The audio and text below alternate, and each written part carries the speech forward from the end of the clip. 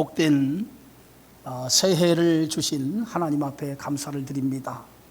오늘 우리 신년 첫 주일을 드리면서 온 성도가 함께 한자리에 모여서 얼굴을 서로 대면하면서 새해 인사도 나누고 그렇게 예배를 드려야 되는데 상황인지라 얼굴을 대면하지 못하고 이렇게 영상으로 얼굴을 대면하며 예배를 드리는 우리 성도님들, 또 이 자리에 20명 한정으로 예배를 드리는 우리 성도님들, 올 한 해도 하나님께서 여러분의 가정과 그리고 여러분이 하시는 모든 일들 속에 함께해 주실 줄 믿습니다.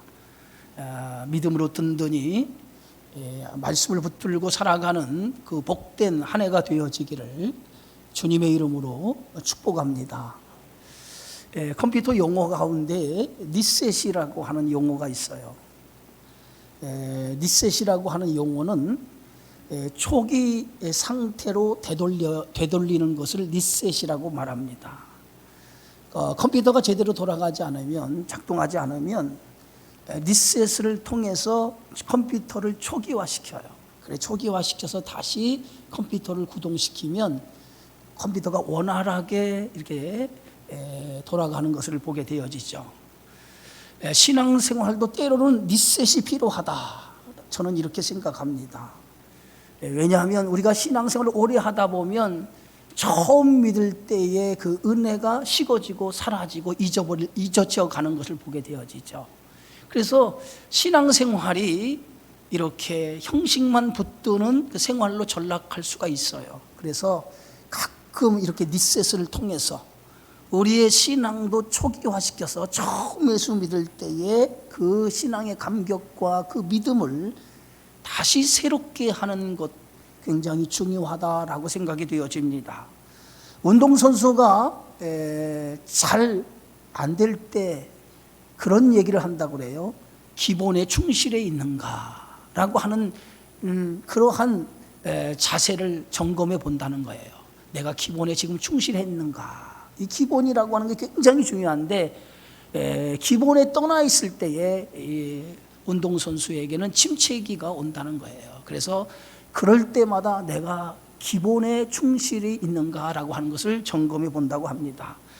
신앙생활도 정말 내가 처음 믿을 때의 그 은혜의 감격, 그것을 붙들고 있는가를 한번 여러분 올 한 해를 출발하면서 한번 스스로를 점검해 보시기 바랍니다. 계시록에 등장하는 7교회 중에 에베소 교회를 향한 우리 주님의 말씀이 처음 사랑을 버렸다라고 책망하는 것을 보게 되어지죠.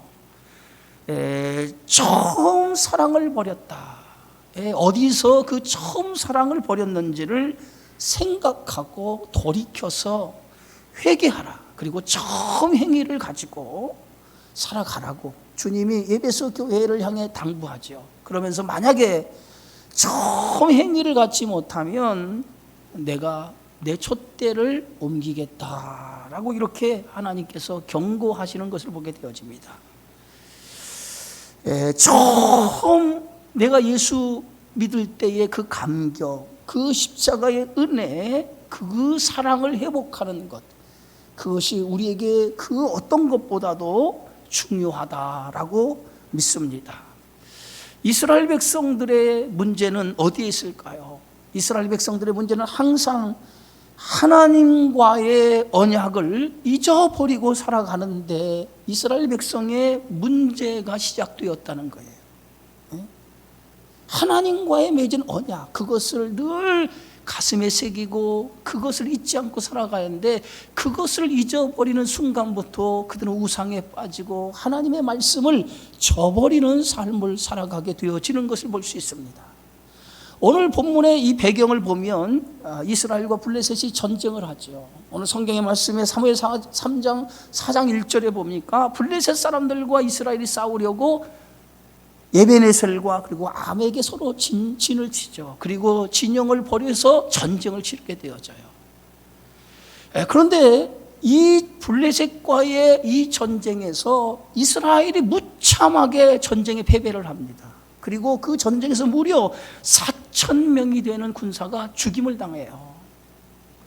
전쟁의 실패를 하고 이제 진영으로 돌아와서 장로들이 왜 이 전쟁, 블레셋과의 전쟁에서 우리가 실패할 수 없는데 왜 우리가 블레셋과의 전쟁에서 실패를 했을까? 그 원인이 뭐냐라고 저들이 그 원인을 분석하기 시작합니다.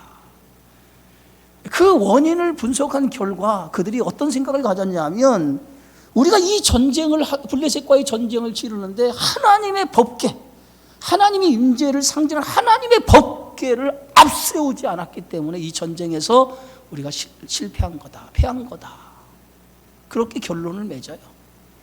그래서 이제 실로에 있는 하나님의 법궤를 다시 가져다가 그 법궤를 앞세워서 전쟁을 다시 치르자는 거예요. 그러면 반드시 그 전쟁에서 승리를 가져올 거라는 거예요. 그런 생각을 가지고 저들이 이제 실로에 있는 하나님의 법궤를 가지고 옵니다. 그리고 그 법궤를 앞세우고 블레셋과 두 번째 전쟁을 치르게 되어져요. 두 번째 블레셋과의 전쟁을 치르는데 이 두 번째 전쟁도 힘 한 번 쓰지 못하고 이스라엘 군대 무려 4만 명이 죽는 일이 일어나요. 그리고 전쟁에서 대패를 해요. 첫 번째 전쟁에서 죽은 숫자보다 10배가 많은 숫자가 그 전쟁에서 죽어요. 그리고 전쟁은 그것으로 대패로 끝나는데, 그것으로 끝난 것뿐만 아니라 하나님의 임재를 상징하는 법궤를 그만 블레셋에 빼앗기고 맙니다. 장로들은 법궤만 있으면, 법궤만 앞세우면 전쟁에서 승리할 줄 알고 그 법궤를 앞세우고 전쟁을 치렀는데 그만 그 전쟁도 실패를 가져온 거예요. 이스라엘 백성이 이 블레셋과의 전쟁에서 패한 이유가 어디에 있습니까? 법궤 때문이 아니에요. 그들이 블레셋과의 전쟁에서 법궤만 있으면 전쟁에 승리할 줄 알고 법궤를 가졌는데 법궤를 가지고도 그 전쟁에서 실패를 했어요. 그렇다면 법궤가 문제가 아니라 무엇이 문제냐면 하나님에 대한 참된 믿음, 신앙이 없었다는 거예요. 그들은 법궤만 가지면, 이 법궤만 가지면이라고 하는 생각은 어떤 생각입니까? 종교적인 행위를 내가 가지고 있으면, 종교적인 행위만 있으면 하나님이 함께 할 것이다 라고 하는 잘못된 생각이 저들 속에 있었다는 거예요. 우리는 법궤만 있으면, 종교적인 행위만 가지고 있으면 하나님은 언제든지 우리 편이 되어줄 거야 라고 하는 생각을 가지고 있었다는 거예요. 신앙생활은 종교적인 형식을 붙드는 게 신앙생활이 아니에요. 참된 신앙이라고 하는 것은 형식을 붙드는 것이 아니라 하나님을 삶의 한 복판에 두고 하나님 안에서 살아가는 삶이 신앙생활이 되어지는 줄 믿습니다. 그런데 이스라엘 백성들은 종교적인 형식을 붙들고 그 형식만 붙들면 하나님이 언제나 자기들 편이 된다라고 하는 착각에 빠졌던 거예요.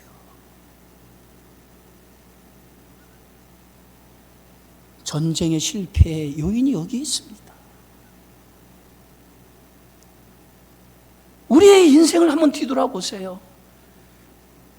종교의 형식을 붙들고 있는 것, 이것이 우리의 신앙생활을 다 했다라고 생각하고 삶의 현장 속에서는 하나님과 전혀 관계가 없는, 삶의 중심에 두지 못하고 살아가는 우리들의 모습과 같지 않습니까? 사울왕이 아말렉과의 전쟁에서 하나님께서 사울왕에게 이렇게 얘기하죠. 하나도 전쟁에서 남김없이 다 진멸하라. 남녀, 소와, 짐승, 그리고 젖 먹는 아이까지 다 진멸하라고 하나님께서 사울왕에게 명령을 내리죠. 그런데 그 전쟁에서 사울왕은 하나님 말씀을 어기고 그 아말렉 왕 아각뿐만 아니라 가장 기름진 가축을 살려줘요. 나중에 이 사실을 사무엘 선지자가 알고 어찌 왕은 하나님의 말씀을 어기었습니까? 라고 물을 때에 사울왕이 그 사무엘 선지자의 물음 앞에 이렇게 대답을 해요. 하나님께 가장 좋은 것으로 제사하려고 했습니다. 그때에 사무엘 선지자가 그 사울왕에게 주신 말씀이 뭡니까? 사무엘상 15장 22절에 사무엘이 이르되 여호와께서 번제와 다른 제사를 그의 목소리를 청종하는 것을 좋아하신 것 같이 좋아하시겠나이까. 순종이 제사보다 낫고 듣는 것이 수량의 기름보다 낫습니다. 순종이 제사보다 낫다는 거예요. 종교의 형식을 붙드는 것이 중요한 것이 아니라 하나님의 말씀을 가지고 그 말씀 안에 믿음으로 살아가는 것이 더 중요하다라고 하는 것을 사무엘 선지자가 가르치지 않습니까? 이스라엘 백성의 문제는 그 중심에 하나님이 없다는 거예요. 그리고 뭐만 있습니까? 종교적인 행위만 가득 차 있어요.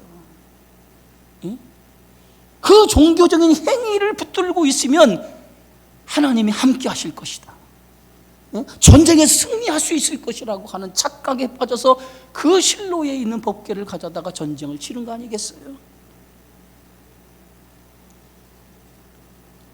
사사시대의 특징이 뭡니까? 사사기 21장에 보면 사사시대의 특징을 이렇게 얘기했어요. 그때 이스라엘에 왕이 없으므로 사람이 각기 자기의 소견에 오른 대로 살았더라. 사사시대의 특징이 뭐냐면 하나님 없이 자기가 옳은 대로, 자기 소견에 오른 대로 살아가는 시대였다는 거예요. 이게 사사시대의 특징인데 이스라엘 백성들의 삶 속에서 하나님은 믿는다고 하면서 없고 자기의 소견에 오른 대로 살아가는 그런 종교적인 형식만 붙들고 자기 소견에 오른 대로 살아가는 그런 모습이었다는 거죠. 저는 오늘 이 시대가 이런 시대가 아닌가라고 생각을 합니다. 개인적으로 오늘 코로나19라고 하는 이 팬데믹 현상이 찾아온 것이 저는 영적인 것과 무관하지 않다라고 생각을 해요. 하나님의 뜻을 저버리고 세상의 가치를 붙들고 살아가는 사람들에게 주는 하나님의 경고의 메시지가 오늘 코로나19가 아닌가? 저는 개인적으로 그렇게 생각을 하고 하나님 앞에 엎드립니다. 한 번도 한국교회가 경험하지 못한 이 일이 코로나19로 찾아왔어요. 그동안 한국교회가 얼마나 세속적이었습니까?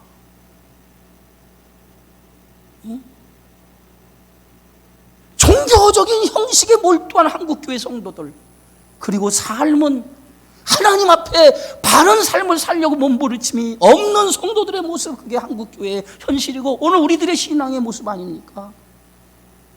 그런 형식을 붙들고 있는 이스라엘 백성의 모습을 통해서 오늘 이 새해 새롭게 출발하는 우리들의 삶을 다시 한번 점검해보고 우리가 어떻게 살아가는 것이 이 위기 속에서 하나님 앞에 제대로 살아가는 것인가라고 하는 것을 깨닫는 시간이 되어져야 될 줄 믿습니다. 사무엘 선지자는 오늘 이 위기를 당하는 이스라엘 백성들 앞에 오늘 어떻게 얘기합니까? 사무엘상 7장 5절에 보니까 미스바로 모여라. 온 이스라엘 백성들아, 미스바로 모여라. 내가 여호와께 기도하리라. 미스바로 온 이스라엘 백성을 소집합니다. 오늘 미스바로 오늘 사무엘 선지자가 소집하는 그 이유가 어디 있어요? 하나님과 맺은 언약을 다시 갱신하자는 거예요.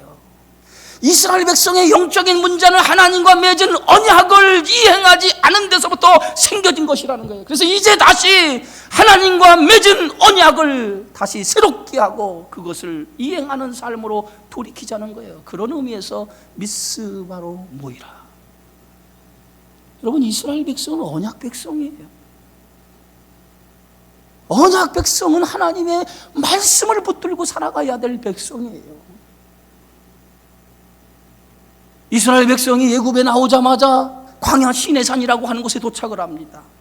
그 시내산에 도착을 하자 하나님과 언약을 체결하죠. 그 언약의 일명 시내산 언약이라고 말합니다. 그 시내산 언약의 주된 내용이 뭡니까? 나는 너희 하나님이 되고 너희는 나의 백성이 되리라 라고 하는 것이 시내산 계약의 내용 아닙니까? 출애굽기 24장에 보니까 시내산에 도착한 후에 하나님은 모세와 아론, 그리고 아론의 두 아들 나답과 아비후와 70명의 장로들을 하나님의 산으로 올라오라고 명령을 내리죠. 그래서 모세는 하나님의 명령을 받고 아론과 두 아들 그리고 70명의 장로들, 백성들과 함께 어디로 올라가죠? 하나님의 산 호렙에 오르게 되어지죠. 그때 하나님께서는 그들을 거기에 서 있게 하고 모세만 가까이 불러요. 그리고 모세에게 말씀과 율례를 줍니다. 그리고 그 말씀과 율례를 백성들 앞에 선포하라는 거예요. 그래서 모세는 하나님의 말씀을 받고 백성들이 있는 그 앞에 말씀을 받았던 그 말씀을 선포하기 시작합니다. 그게 출애굽기 24장 3절 아닙니까?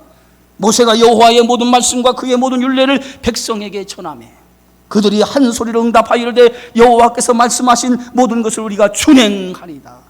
온 이스라엘 백성들이 하나님의 말씀을 받고 그 자리에서 저들이 어떻게 선언하죠? 우리가 그 말씀을, 하나님의 말씀을 준행하겠습니다 라고 그들이 그 자리에서 하나님 앞에 서약을 해요. 모세는 하나님의 말씀을 기록하고 아침 일찍 일어나죠. 그리고 산 아래에 제단을 쌓아요. 그리고 제단에는 이스라엘 12지파대 12기둥을 세우고 그 다음에 소로 번제와 화목제를 하나님 앞에 드립니다. 그리고 제물의 피를 받아서 반은 제단에 뿌리죠. 그리고 언약서를 백성에게 낭독하여 모든 백성이 듣게 하죠. 이스라엘 백성이 그 언약의 말씀을 듣고 나서 우리가 그 말씀대로 살겠습니다, 우리가 그 말씀을 준행하겠습니다 라고 서약을 할 때 모세는 그 제물의 피 반을, 양품에 담은 그 반의 피를 가지고 백성에게 뿌립니다. 그리고 언약을 체결하죠.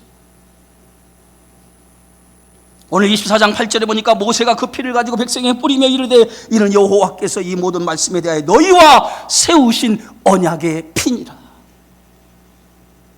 피로써 언약을 맺었어요. 피로써 언약을 맺었다라고 하는 것은 언약을 어긴 자는 누구든지 생명을 대신하겠다라고 하는 의미가 피로써 맺은 언약의 의미입니다. 이스라엘 백성은 언약을 맺음으로 이제는 하나님의 백성이 되어져서 하나님 말씀과 율례를 따라 살아가야 되는 거예요. 그런데 그들의 삶은 어떻게 됐어요?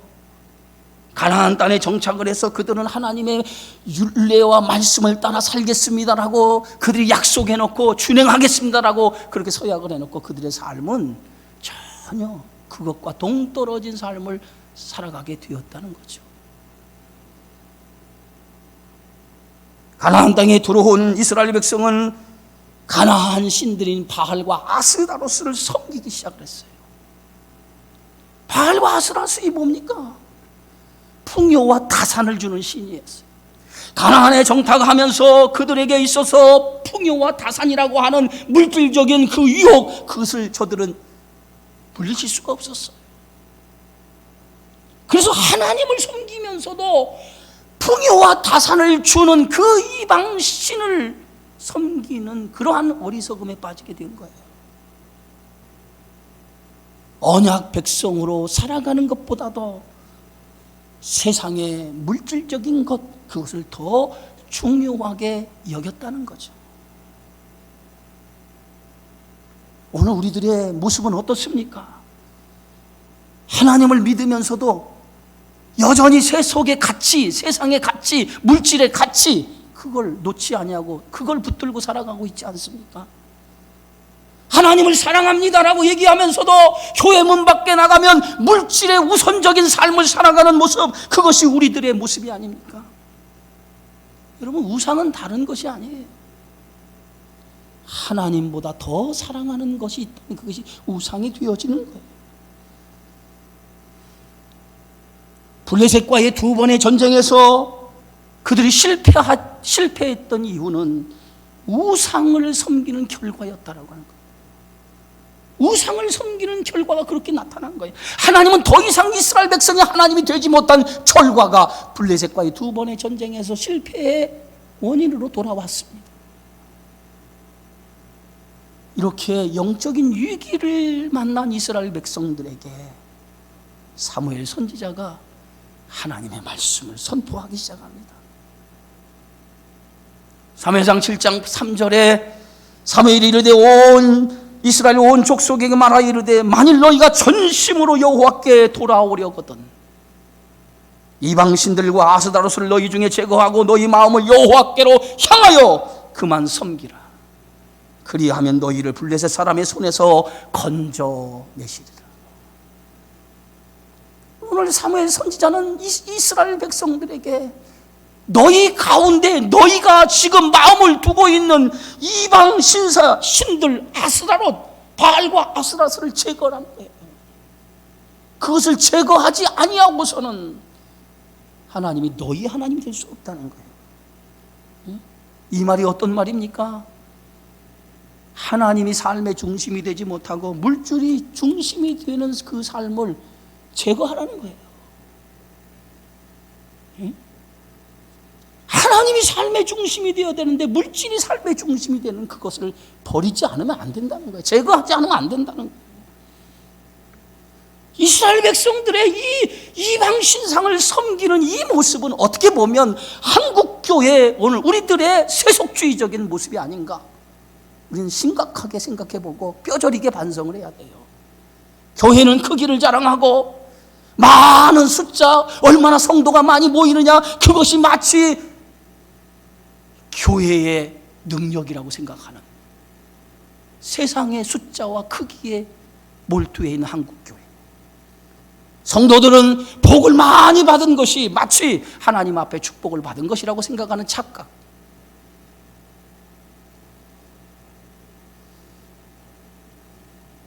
잘못된 가치를 붙들고 살아가는 것, 그것은 참된 신앙이 아니죠. 우리 안에 이러한 세상적인 가치를 붙들고 그것이 마치 하나님이 주신 복으로 착각하는 그러한 믿음을 갖는 성도는 신앙이 참된 신앙을 갖는 게 아니고 형식을 붙드는 신앙을 가지고 살아가는 성도라는 거예요. 성도의 삶은 세상의 것에 있지 않습니다. 사무엘 선지자가 우상을 제거하라는 이유가 어디 있어요?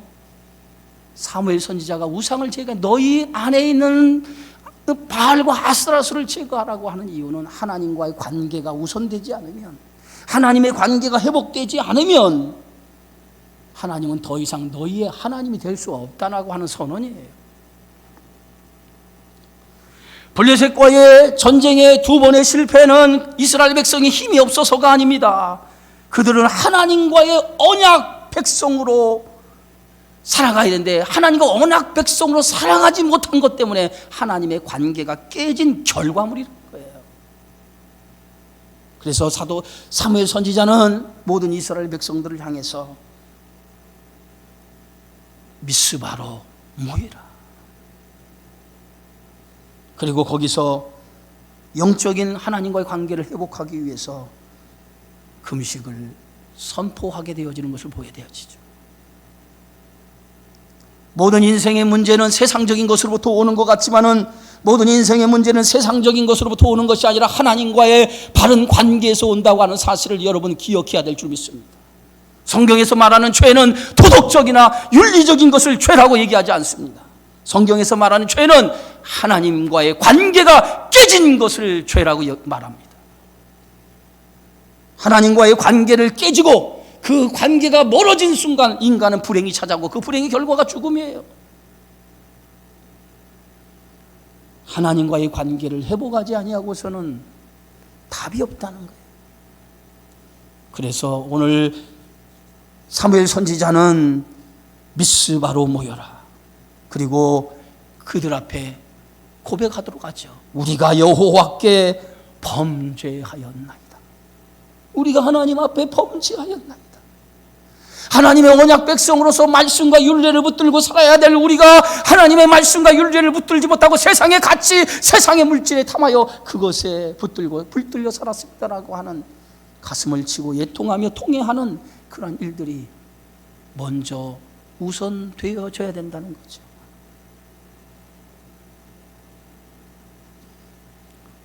이 한 해를 출발하기 전에 여러분 안에 있는 세상의 가치를 다 제거하시기 바랍니다. 그리고 오직 하나님의 백성으로서 하나님 말씀, 하나님 주시는 그 율례, 하나님 주시는 그것을 가지고 내가 세상을 살아가겠습니다라고 하는 결단이 오늘 이 자리에서 저와 여러분 속에 일어나야 될 줄 믿습니다. 사무엘 선지자는 이스라엘 백성들을 향해서 여호와께 마음을 향하고, 멀어졌던 너희의 마음을 여호와께 향하고, 그리고 이제 바알과 아스타를 섬겼던 너희들의 모든 것이 이제는 하나님만을 섬기라고 이렇게 말합니다. 오직 하나님만을 섬기라는 거예요. 히스기야 왕이 국가의 위기를 만났습니다. 왕이 된 지 14년째 되는 해에 거대한 아수르 사네립 왕이 예루살렘을, 사마리아를 침공해 와서 사마리아를 함락시키고 모든 성을 에워쌌어요. 무려 20만 대군을 앞세워서 성을 둘러 진을 쳤습니다. 유다는 이 아수르의 공격에 아무런 대항할 만한 힘이 없었어요. 성경 이사야 37장 3절의 말씀에 보면 오늘은 환난과 책벌과 능욕의 날이라 아이를 낳으려 하나 해산할 힘이 없음 같도다. 산모가 아이를 낳아야 되는데 아이를 낳을 만한 힘이 없다는 거예요. 그게 이스라엘, 지금 유다, 이스라엘의 현실이라는 거예요. 아수르의 침공 앞에서 아무런 대항할 힘이 없는 무력한 모습, 이스라엘 백성의 모습이었어요. 이때 히스기야 왕이 할 수 있는 게 뭐예요? 그는 하나님 앞에 굵은 베옷을 입고 아수르 왕의 항복 문서를 가지고 하나님 앞에 나아갑니다. 그리고 하나님 앞에 부르짖습니다. 하나님, 이 백성을 긍휼히 여겨 주옵소서. 이 백성을 긍휼히 여겨 주옵소서. 하나님 도와주셔야 됩니다. 언약 백성인 이 백성을 긍휼히 여겨 주옵소서. 하나님 도와주셔야 됩니다라고. 오늘 히스기야 왕은 눈물로 하나님 앞에 엎드려 기도했어요. 그랬더니 하나님께서 이 눈물의 히스기야 왕의 기도를 들으시고 18만 5천 명이라고 하는 사내립 군대 그 대군을 하나님이 물리주셨어요. 이스라엘 군대가 저들을 칼로 쳐서 죽인 게 아니라 하나님께서 그들을 물리쳐 주셨어요. 회복의 첫걸음은 하나님 앞에 나오는 거예요. 멀어졌던 마음을 하나님 앞에 돌이키는 것이 회복의 첫걸음이 되어지는 줄 믿습니다. 오늘 이 2021년을 시작하는 첫 주일에 멀어졌던 마음을 하나님 앞에 가까이 마음을 두고 새해를 출발하시기를 바랍니다. 두 번째, 오늘 사무엘 선지자는 내가 너희를 위해 여호와께 기도하리라 라고 말한 것처럼 우리는 이제 하나님 앞에 나와 뭐 해야 됩니까? 지난날의 잘못을 돌이키며 회개하며 하나님 앞에 부르짖고 말씀대로 살겠습니다라고 하는 결단이 우리 속에 일어나야 될 줄 믿습니다. 사무엘상 7장 6절에 그들이 미스바에 모여 물을 길어 여호와 앞에 묻고 그날 종일 금식하고 거기에서 이르되 우리가 여호와께 범죄하였나이다. 사무엘이 이스라엘 자손을 다스리, 이스라엘 백성이 하나님 앞에 나와서 우리가 하나님 앞에 범죄하였나이다. 지난날 우리가 하나님을 멀리하고 세상의 물질을 탐하는, 우상을 섬기는 살았던 우리의 모든 것을 하나님 앞에 회개합니다라고 그들이 외통하며 금식하고 부르짖고 회개하였을 때에 그때 비로소 하나님의 은혜가 임하기 시작한다. 어떻게 임하냐면 사무엘이 이스라엘 자손을 다스렸다 그랬어요. 다스렸다. 이스라엘 백성의 문제가 뭡니까? 사사시대의 문제가 뭐예요? 말씀이 끊어진 거예요. 하나님의 말씀이 사라진 거예요. 그래서 말씀이 희귀한 시대가 사사시대라고 그랬어요. 말씀이 희귀하다라고 하는 거, 하나님의 말씀이 있으면서 그 말씀을 전혀 귀담아 듣지 않냐고, 마음에 두지 않냐고 살아갔다는 거예요. 그리고 오직 뭐에만, 세상의 것만 탐하고 살아간 거예요. 그랬더니 이스라엘 백성들이 회개하는 순간에 사무엘 선지자가 다스렸다라고 하는 것은 그들에게 다시 하나님의 말씀이 전파되기 시작했다는 거예요. 하나님의 말씀을 먹기 시작했다는 거예요. 영적인 회복은 언제나 하나님의 말씀을 통해서 회복되어져요. 말씀에서 멀어졌던 우리의 삶이 다시 말씀으로 돌아갈 때 그 말씀이 우리의 삶을 새로운 믿음의 삶으로 우리의 삶을 축복해 주는 줄 믿으시기 바랍니다. 이스라엘 백성이 영적으로 이게 다시 하나님의 말씀을 먹고 그들이 영적인 신앙으로 회개하고 회복되어질 때 어떤 일이 일어납니까? 오늘 성경의 말씀 보니까 블레셋 사람들이 이스라엘 백성이 미스바에 모인 것을 알고 그랬어요. 오늘 성경 말씀 사무엘상 7장 8절에 보니까 이스라엘 자손이 미스바에 모였다 함을 블레셋 사람들이 듣고 그들의 방백들이 이스라엘 치러 올라온지라. 이스라엘 자손들이 듣고 블레셋 사람들을 두려워하여 미스바에 이스라엘 백성이 모였다는 소식을 듣고 블레셋이 침공해 온 거예요. 3번 침공해 온 거예요. 그런데 이스라엘 백성들의 모습은 두려워했다는 거예요. 그들을 대항할 만한 아무런 힘이 없었다는 거예요. 두려워했다는 거예요. 그런데 이 블레셋과의 3번째 전쟁은 어떻게 결론이 납니까? 이스라엘의 승리로 끝나게 되어져요. 사무엘상 7장 10절에 보면 사무엘이 번제를 드릴 때 블레셋 사람이 이스라엘과 싸우러 가까이 오매 그날에 여호와께서 블레셋 사람의 큰 우레를 발하여 그들을 어지럽게 하시니 그들이 이스라엘 앞에 패한지라. 큰 하나님이 우레를 발하여 블레셋을 물리쳐 주신 거예요. 싸움을 잘해서 이긴 게 아니잖아요. 전쟁의 승리 누구의 손에 있었어요? 하나님 손에 있었잖아요. 이스라엘 백성이 하나님의 백성이 되니까 하나님께서 그의 백성을 도와주시는 줄 믿습니다.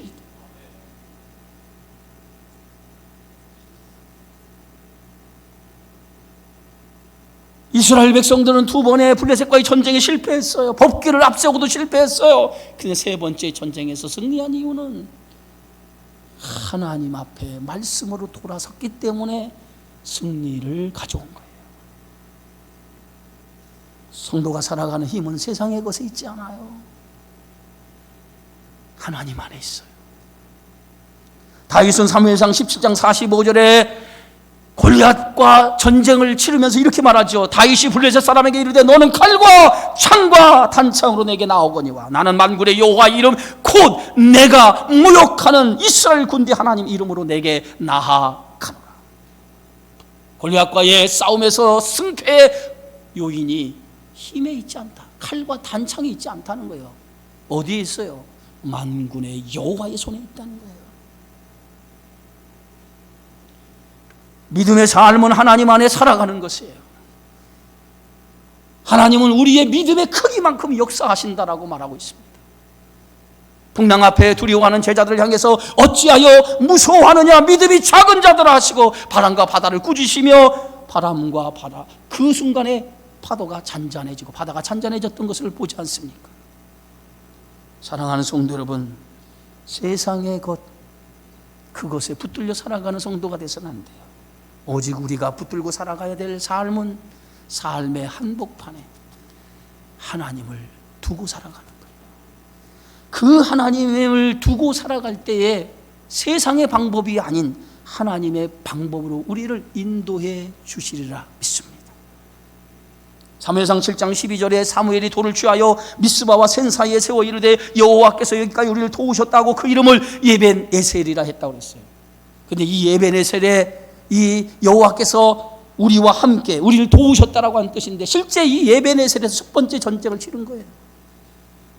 사무엘상 4장 1절에 보니까 이스라엘은 나가서 블레셋 사람들과 싸우려고 에벤에셀 곁에 진치고 블레셋 사람들은 암에게 진쳤더니 첫 번째 전쟁이 어디서부터 이루어졌습니까? 에벤에셀이라고 하는 이 현장에서 전쟁이 치러진 거예요. 그런데 그 첫 번째, 두 번째 에벤에셀에서 치른 그 전쟁은 치욕의 현장이었어요. 이스라엘 백성이 대패한 전쟁의 현장이었어요. 그런데 세 번째 에베네셀은 어떤 현장으로 바뀌었어요? 치욕의 현장이 어떤 현장이 됐습니까? 승리의 현장, 하나님이 도우시는 현장으로 바꿔진 줄 믿습니다. 사랑하는 성도 여러분, 인생의 모든 길은 하나님 손에 있어요. 세상의 것에 있다라고 여러분 착각하지 마세요.